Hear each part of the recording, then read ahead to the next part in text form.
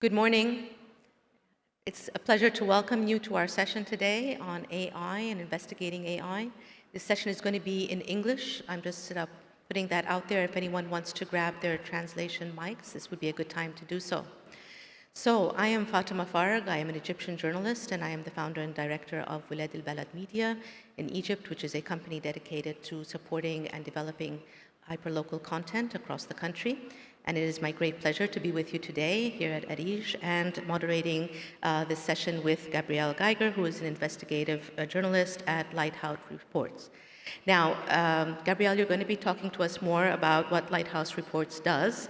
But before we get into it, this is really a very critical session because as journalists, especially in the region, we tend to constantly be thinking about AI in terms of how we need to catch up, how we need to equip ourselves with the skills to be able to harness AI for our reporting and for our work.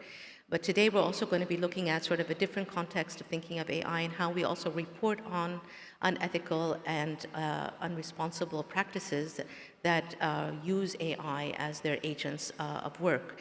And so before we begin with your presentation, I'd really like to start out, if you could give us an idea of the context of this work, the Pulitzer Center's work and how it brought together journalists to start focusing on how to report on AI. Sure, it's such a pleasure to be here with all of you today. The sort of reason why the Pulitzer Center, which is a nonprofit that does grants for journalists and also does trainings, developed this what we call the AI Spotlight series and wanted to train journalists about how to report on AI is because in the past 2 years with the sort of release of ChatGPT and other generative AI, there's been a sort of hype cycle in the news about this technology. A lot of people thinking about how to use it in their newsrooms, how it can help them with their reporting. All of those are super important discussions, and there's been a lot of people here already talking about that, and it's good that those discussions are happening. But on the flip side, it's also important for us as journalists to be able to report on AI, to know how to hold AI systems accountable, and to be sort of ahead of that trend. There's a sort of parallel here, I think, to climate change. You know, there's a saying, everyone should be a climate change reporter because climate change intersects with so many different fields, health, agriculture, politics, and I think it's the same with AI. AI is transforming the way our health systems work, the way our institutions are run, the way our lives on social media are being governed. And so I think everyone should also be an AI reporter. And that AI reporting is not just for people who can code or do data science, but it's also for people who report on health, who report on agriculture, who report on climate, who report on politics, because it's so fundamentally changing many of our institutions. So that's why the Pulitzer Center put together this AI Spotlight series, of which I'm one of the trainers, along with 2 colleagues. Usually it's virtual, but today it's great to be here in person to do a kind of slimmed down version of it. Thank you, Gabrielle. And that intersectionality, I really think, is a part of, this new era that we're sort of investigating and doing our journalism within. I would also add to that list gender, probably. Yes, absolutely. Yes, definitely, right. Okay, well, I won't take up more of your time. I'd like you to begin your presentation. The presentation will be ongoing for approximately half an hour. I suggest that you keep note of your questions or comments so that we can take those after the initial presentation. So please, Gabrielle. Great. So like I said, the emphasis of this presentation, what I was trying to think of is, okay, if you're a journalist who's never reported on AI before, where could you start? What are some basic concepts and skills you need to be equipped with to report on AI, not report with AI? Just very quickly, just wanted to say that I'm a journalist at Lighthouse Reports, which is a nonprofit investigative newsroom. And we work with major media across the world, ranging from The Guardian to Al Jazeera to The Washington Post, on sort of large interdisciplinary investigations that try to bring together different skill sets, like more traditional reporting with advanced data skills to money trails. So that's where I've been working on this topic for the past few years.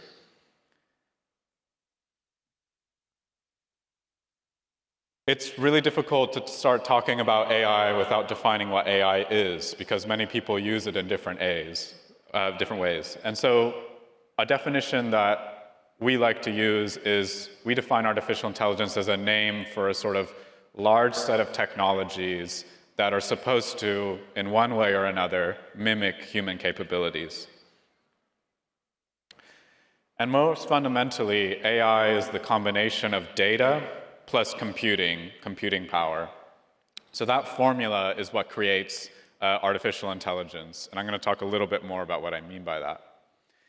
But overall, you should know that AI systems are using more and more data. So you can see that in 2020, the amount of data that AI systems are using completely dwarfs anything that came before it. And the same thing goes for computing power. AI systems are being trained on, rooms full of supercomputers, and these companies are even running out of high-power computer chips to be able to train these big language models like ChatGPT that many of you have interacted with. So there's this increasing demand for data and this increasing demand for computing power. But because of that, these companies are sort of running into the era of limits. They're running out of energy on the power grid. They're running out of computer chips for the computers. They're running out of text and data on the internet that they can pull to train their models. And so going back to this definition then, artificial intelligence, this group of technologies that are meant to mimic human capabilities. The reason that we focus on that is because artificial intelligence is not just one thing. It's a name for many different things. So you have this broad circle, artificial intelligence, which is just any system that tries to mimic human capabilities in some way.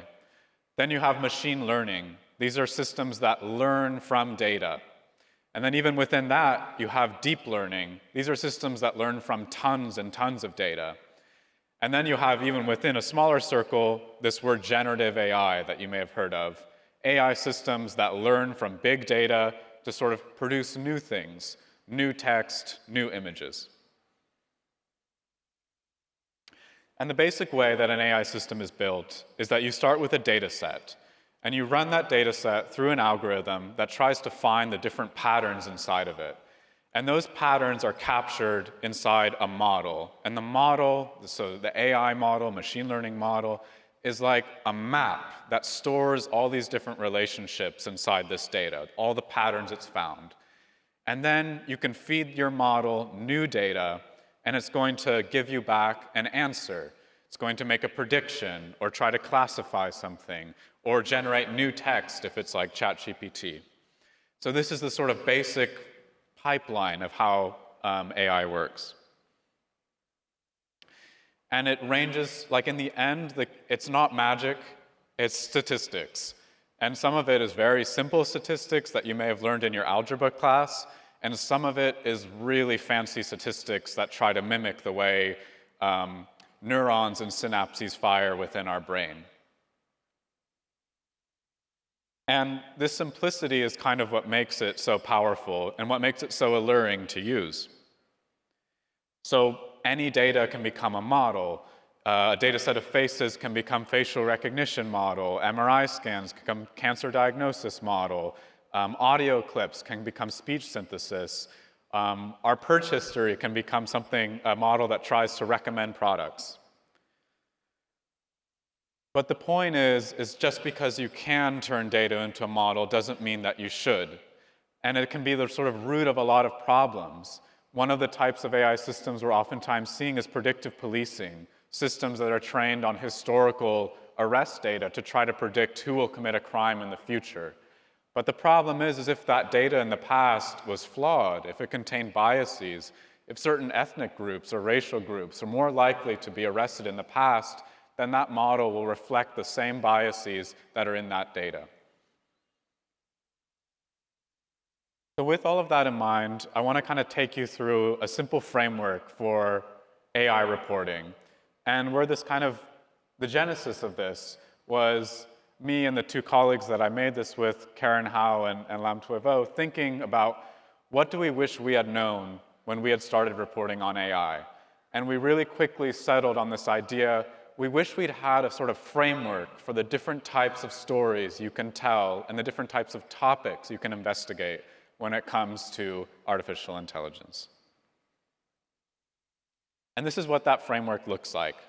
It looks at the different sort of parts of the supply chain, if you will, of AI. The data, the computing power, the actual model itself, and then how it's used in the real world. And each of these different parts has different issues, different actors, and different people who are impacted. We're going to kind of go through this column by column. So on the data side, so AI needs a lot of data in order to be able to sort of train these models. And with that comes issues around surveillance and the privacy of data, people's data. So there's been a lot of reporting about how big tech giants are sort of scraping tons and tons of data off of the internet that they might not have the right to actually collect. So for example, probably everybody in this room who's written an article, like your entire archives are being taken and used as training data for ChatGPT, and you aren't being paid for that. And that's your work and your sort of intellectual property. On the flip side, when these companies scrape all this data off of the internet, it's very messy, and it needs to be sort of organized in some way. That's called labeling. So for example, people need to label whether an image contains violence in it, for example. And that data labeling is done by scores and scores and scores of underpaid workers, predominantly in the global majority world. So there's been a lot of really good reporting that looks at sort of the labor rights issues. So people in Kenya or Brazil who are doing this very manual data labeling work and working under really exploitative conditions and being exposed to material that's really traumatic, like really violent content, for example, without proper support. Then we can look at the computing. So the systems around AI computing oftentimes focus on the environment. So to train these big models, you need massive data centers that consume, more electricity in some cases than entire countries. And need like tons and tons of water in order to cool these computers, to keep them cool. And so there's a bunch of stories that have looked at the climate impact of these models, and specifically because oftentimes these data centers are being placed into drought-ridden regions where there isn't actually enough water to support them. The Gulf states are becoming one of the hotspots for these large data centers, for example, at the same time that they're suffering from really arid conditions and agriculture in the Middle East is becoming increasingly difficult. Then we can actually look at the models themselves, so the algorithms, the AI systems. Do they show bias? Do they sort of automate things that shouldn't be automated? There was a really interesting story from Rest of World, which tried to look at how image generator AI sort of reduces the world to stereotypes, the world's cultures to stereotypes.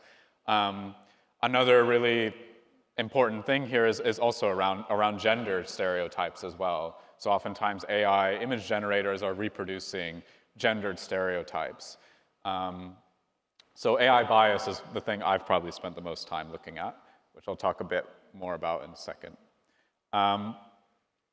But we can also talk about sort of how automated, the effect that automated systems have on our spaces, both physically but also online. This is a really great investigation from ARIJ, actually, that looks at automated content moderation on Facebook in relation to Palestine, and the sort of how posts that use genocidal language against Palestinians are allowed to stay up and are not flagged by Facebook's sort of automated content moderation, whereas even people who just share videos of, for example, drone strikes of civilians automatically have their content taken down. Really excellent investigation that I definitely recommend that you all read if you haven't already. Then you can look at the ways that these models, okay, so we have all these stories around how these models are built in the supply chain, well, what happens when they're actually used in the real world? What are the effects on people? This story here talks about in India how an algorithm was wrongly declaring people as dead. So they weren't able to sort of access basic social services anymore, and they had to go to court to prove that they were living. Another example from right here in Jordan, Human Rights Watch did a really interesting report about an AI system that was used to estimate the poverty level of different Jordanian families in order to determine whether they are eligible for social assistance payments. But of course, the data set that the system was using was really incomplete because people living in rural areas, for example, the sort of data that's included about them in government registries is oftentimes incorrect, and they were therefore being wrongly excluded from social assistance payments that they were entitled to. Just going to check the time. Good. Okay. I wanted to sort of briefly talk about then, okay, so now you have this sort of framework for the different types of stories that you can tell, the different types of issues that we can investigate as journalists when it comes to AI. But then the sort of natural question that I oftentimes get is like, okay, like that's cool, but where do I start? How do I even find a lead to investigate one of these systems? And so I want to kind of take you through that via a story that I did that I'll kind of refer to a little bit to just show how that worked out in practice. My biggest advice is to look for companies bragging. So most of the companies that develop these systems are trying to sell them. So they're putting out marketing material that are talking about how great my system is, or they're talking about, oh, I sold my system to this government and they had this many savings. So they're out there on the internet bragging. So or they're at conferences as well, like, you know, they have their little booth at a conference talking about how great their product is. So using sort of the companies who are bragging as a starting point to just understanding, you know, this system exists, is this like a really common starting point in my own reporting.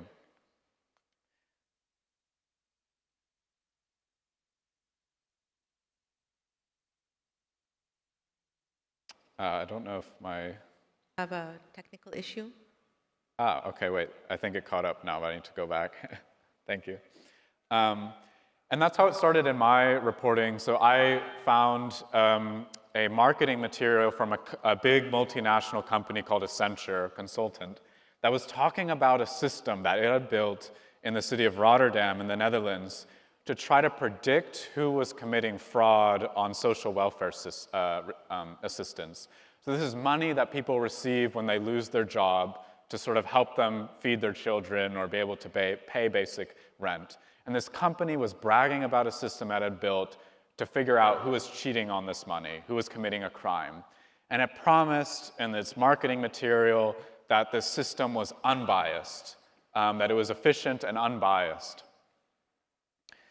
And we sort of looked into this further, and we realized that the city of Rotterdam was using this algorithm built by this company to select thousands of people every year to be investigated for committing a potential crime. And we found that it used 315 pieces of data about each individual to assign them a risk score between 0 and 100, and then it used that risk score to rank them on a list and to decide which groups should be investigated as potential cheats. And that algorithm used 315 pieces of data about each individual that ranged from their gender, to the number of children they had, to the length of their last romantic relationship, the language they spoke, the neighborhood they lived in, whether they lived with roommates, the time that they'd spent trying to find a job, and even really subjective comments that social workers were writing about their personality. And when we found out about this system and how it was working, we sort of outlined a series of reporting questions. And the sort of idea of me showing you this is just for you to understand, okay, what are the questions that I should ask when I'm confronted with an AI system like this? I've established my lead, okay, but what do I need to find out? What do I need to prove? What questions do I need to answer? And it's not that you need to answer every single one of these questions, but they can be sort of guiding questions. So one of them is like, what types of data is the system using? How is that data collected? Who built the system? Is it a private company? How much money is that company making? What happens to someone if they are like, when the AI system makes a decision about them? What are the consequences? Are they put under investigation? Do they have something stopped, like a payment stopped? Are they maybe excluded from something? And then you should be asking, okay, is the system potentially biased? Is there certain groups that might be sort of disproportionately impacted by the way that this tool is designed? So back to the ARIJ example, they found evidence that there is sort of bias in the content moderation of Facebook against people in Palestine, or against people who are sharing pro-Palestinian content. Then the next question, is the system effective? Does it even work at what it's supposed to be doing? Let's test these claims that the system is accurate or efficient. And then the sort of larger question of like, why? Why is the system in place? Is it actually solving a problem? Or is it just there to make a company money? Or maybe somebody in a government just wants to, look modern, that they're using AI, and maybe that system isn't actually solving whatever it was designed to solve. So then, what types of evidence can we collect for these stories?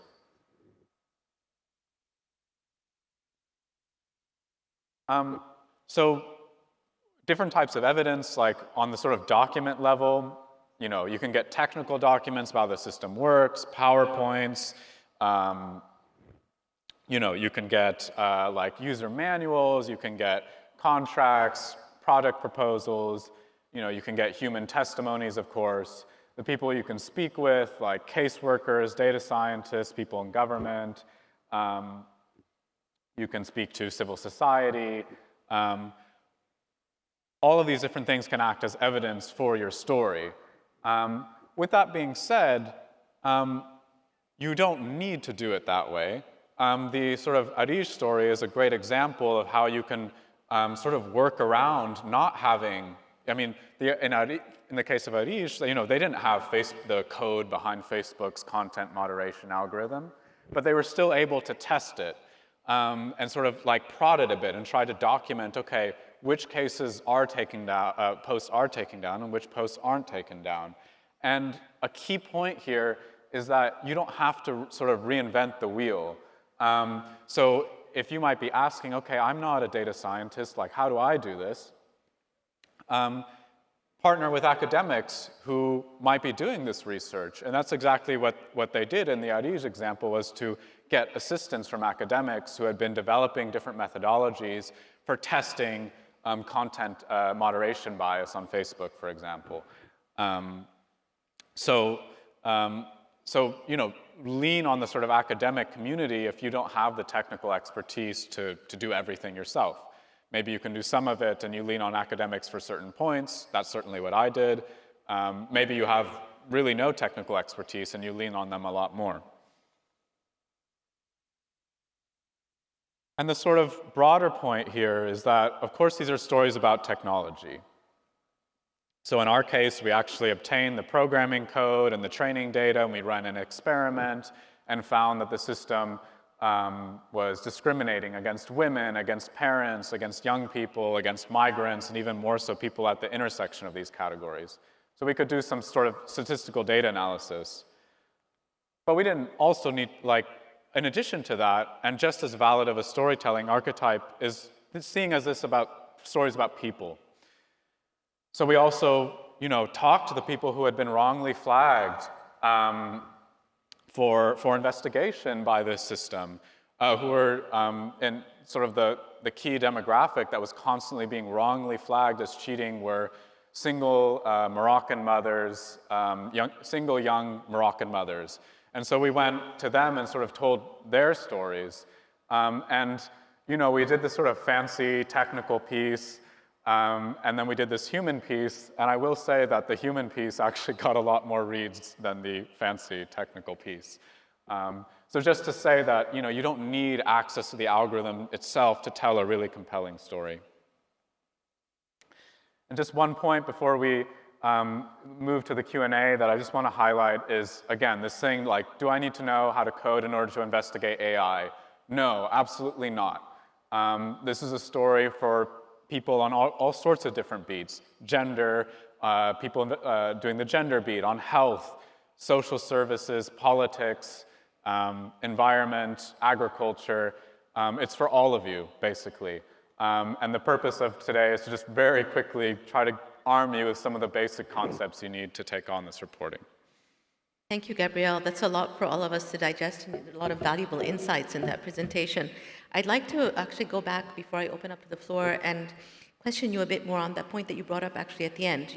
These types of stories, they take a lot of effort within the newsroom, and as we as journalists and newsrooms come together and understand what the story is and how to report it, how do we actually develop stories that will reach a wider audience and not be labeled as something which is highly specialized or that people don't want to engage with, and by doing so actually impact policymaking and public opinion around AI. And I say this because the context obviously is one where there's a lot of money, there's a lot of influence, a lot of power here, and it seems to be like an impossible force of nature almost to be able to stop that and put up the checks and balances that we need. So back to the question is, how do you mentioned putting up the human story. Is that something we should always be thinking about? How can we frame these stories so that they are actually impactful to the public? Yeah, it's a really good question because obviously some readers see the word AI and just immediately turn off. So one of the more concrete examples is actually avoid using the word AI in your headlines. Newspapers we've worked with on these stories have actually noticed that readers have AI fatigue. So they see AI in the headline and they don't read anymore. But I would say more broadly and more fundamentally, trying to understand the impact on people and centering those people is how you make it relatable.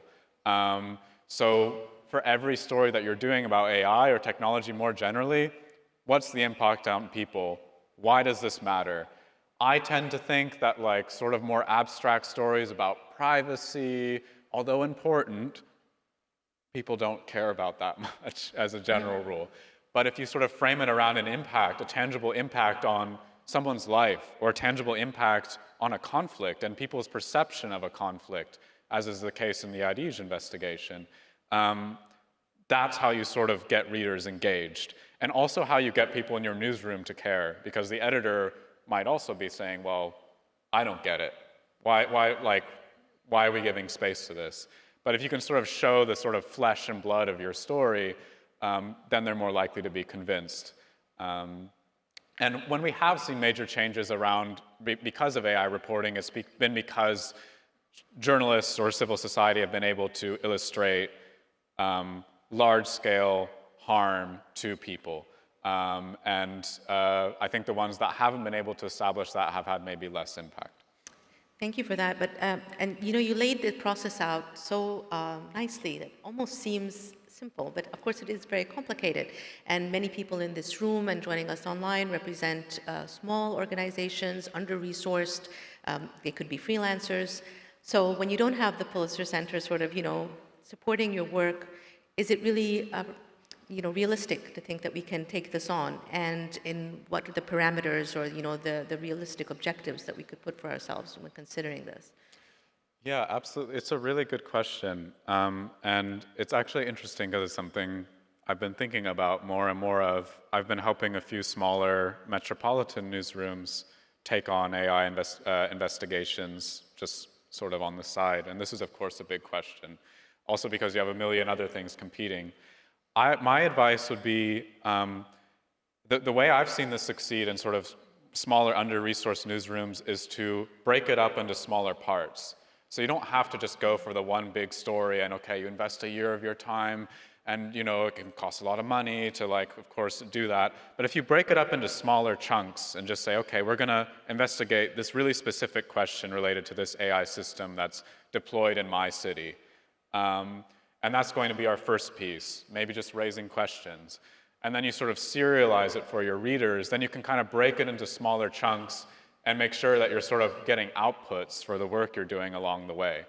So I think it can be a realistic objective, but maybe you shouldn't let yourself get led astray by like, okay, we need to get the programming code behind it and we need to get all the data behind it. No, you don't need that to tell compelling stories for your readers. So I just urge you to not get sort of distracted by that and really focus on how do we break this into smaller chunks for our readers that also, isn't like, okay, we just invest a bunch of time and money without knowing whether something good enough will come out at the other end. I think that's a newsroom management skill that we probably need, because that's also sort of a complex product to understand how to break it down effectively. But definitely food for thought. So I'd like to open up to questions from the floor. There are mics, so just raise your hand and please introduce yourself before asking the question. And I'd also like to remind our participants online that you can send in questions. Are there any questions on the floor, or shall I take an online question to begin? Okay, then I think I'll start here.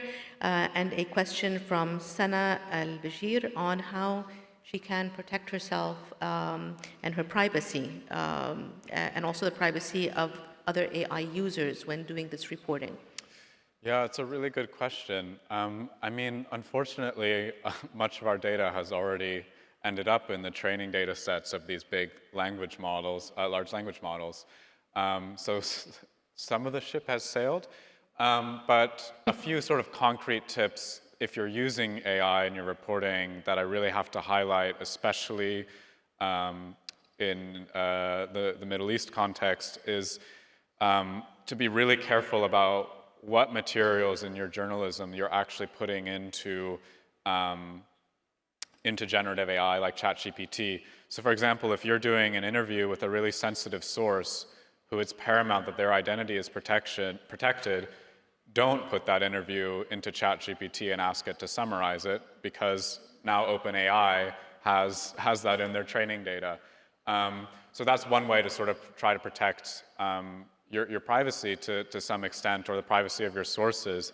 But I think it's quite challenging, honestly, to really protect your privacy against the companies that are sort of doing mass scrapes of social media and collecting all this data from the internet. It's really difficult to just sort of opt out and be like, okay, can I have my data removed because these training data sets are so large? So yeah, it's a tricky question. I wish I had a better answer for you. Okay, well, I'll take another online question then from Fatma Isa, and it is about political pressure on newsrooms, especially in relationship to covering stories around Palestine. And I think we were talking about this a bit earlier. Is this something that you faced? Is this? You could talk a bit about that experience. Sure. Yeah, I can. I mean, I can speak for my own newsroom where there isn't that pressure. We speak quite freely about our views on Palestine, and are conducting investigation into bombing in the Gaza Strip. But to other newsrooms, I don't want to name anybody specific, but there is dynamics there. There are people that have to tiptoe around discussing Palestine. There are people who feel like they can't speak up about that issue in their newsroom. That's very real in Europe and in the United States. Again, I don't want to relay people's specific stories for respect for their privacy, but that is an issue. Sometimes alternative frames of the story can also offer opportunities to sort of bypass maybe these types of realities that we work within. Absolutely, yeah. And I mean, to say, and I'm kicking myself for not even including it in this presentation, but there was a really good investigation from 9/7/2 about AI that's being used by the IDF to target airstrikes in Gaza. So there's a really clear intersection also between AI and technologies that IDF is deploying there. Okay, thank you. I'd like to bring it back to the floor. Any questions coming up Yes. on the floor? Yes, Can you seems hear so. me? Yeah, Please, I can. could you please introduce yourself? Ahmed Daman, NPR. I would like to ask, since this is an experience you've already been through, how, can you give us tips like do's and don'ts when you try to communicate with a programmer as a journalist in order to, whether it comes to data entry or whether it comes to investigating an AI model or creating an AI model that will help your editorial decision making? Because of the language barrier between the two domains, as a journalist, how can you communicate with a programmer in order to get the results that you want? Yeah, it's a super interesting question. I would say two levels. One, I would, if you have any friend who's like a computer scientist, like get your questions and then send it to your friend who's a programmer or computer scientist and say, can you help me rephrase these? But I don't know if that's always necessary. So I actually tend to take the opposite view that playing dumb is actually the best way to go. Because somehow, oftentimes, if you're kind of playing dumb, the programmer, especially if it's someone involved in a system you're investigating, will see you as less threatening. Oh, this guy doesn't know what he's talking about. He's harmless. Like, you know, you idiot. This is how it works. Like, you don't get it. And that's where I've oftentimes had programmers giving me sort of the most revealing or interesting material. So I'd take one of those two approaches would be my advice for you.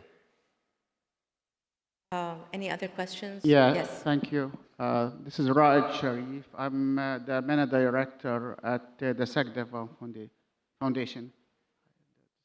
So this is excellent discussion. I think we all agree that investigating AI stories is becoming more important and will be more important in the future.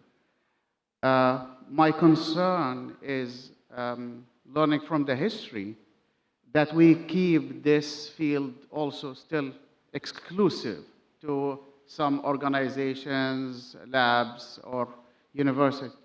Let's take data journalism. For people, this is very uncomfortable to be asking questions. I hear myself, it's very loud.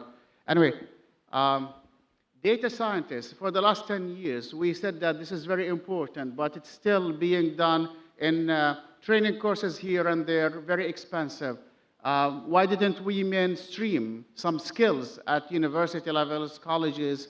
Why didn't the civil society organization take on these things, for example? So my question is, how do we ensure in 2027 that majority of journalists will really be able to do this AI investigation and not to keep it exclusive for a few around the world? Thank you. It's a really good question. And there is a sort of exclusivity to investigating AI and sort of also exists within the data journalism world more broadly, although I think it's gotten better over time.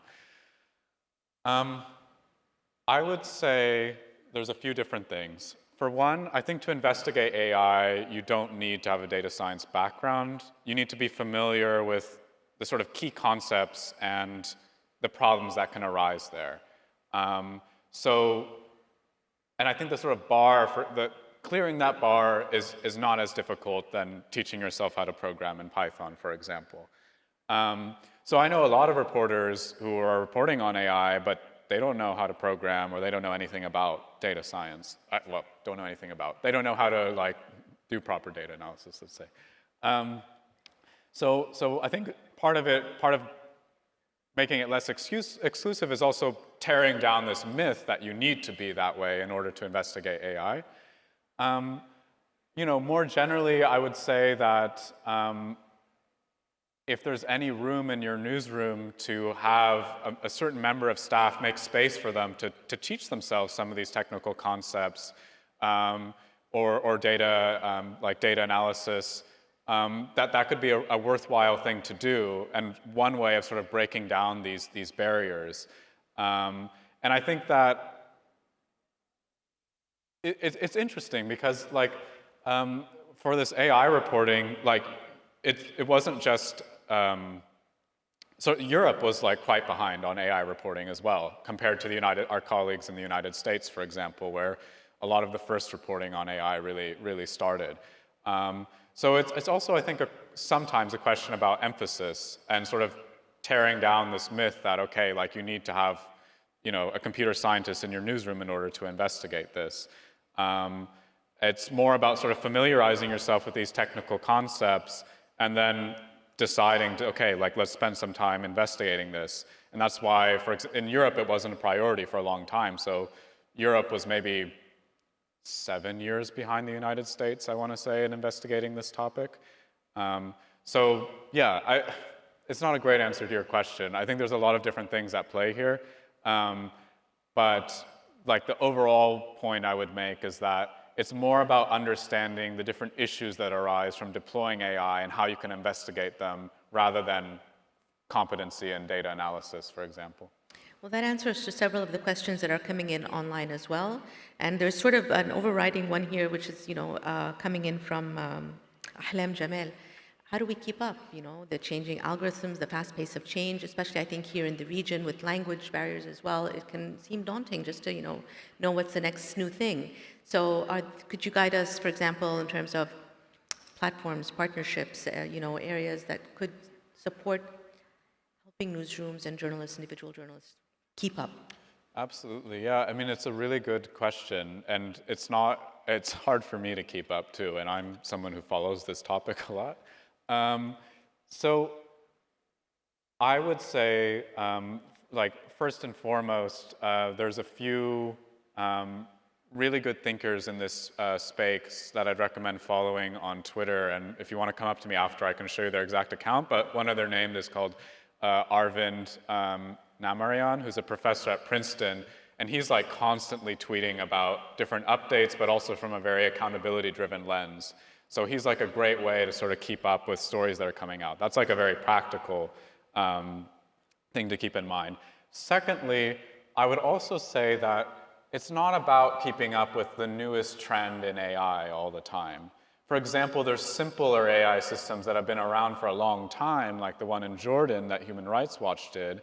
That's much more simpler statistics, still really impactful AI, and we shouldn't not look at those systems because now we have a lot more fancier ones that Silicon Valley is producing. And in fact, most of the time, these simpler systems have much more concrete impacts on people's lives than like the fancier new ones that you're hearing about all the time. So again, I feel like a broken record, but I would say like the emphasis to me is not on keeping ahead of the trend all the time. Try your best to do that. But it's about understanding the key concepts and things that we can investigate that apply to this whole spectrum of technology, ranging from the really simple stuff to the really cutting edge stuff that's coming out next month. Like these key problems, the key concepts that I outlined above are going to remain constant in those. Well, we've come to the end of our time, so I'm sorry I won't be able to take any more questions from the floor or online. But those of you in the room, Gabriel is here, and you can, of course, come up to him and ask him whatever you like after the session. As we conclude, you started out by telling us that Lighthouse works with partnerships and in collaboration. So I guess anyone here who's interested in that should come up and talk to you. Please do, yeah.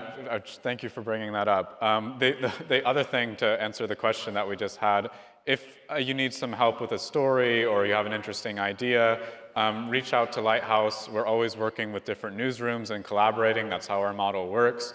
So do reach out. You can reach out to me directly. My phone number is even on my Twitter account, which is a terrible idea, but it's there. So you can send me a message on WhatsApp. Do reach out. I'm really happy to help out wherever I can. And thank you all so much. Please join me in thanking Gabriel for today's session. Okay, thank you.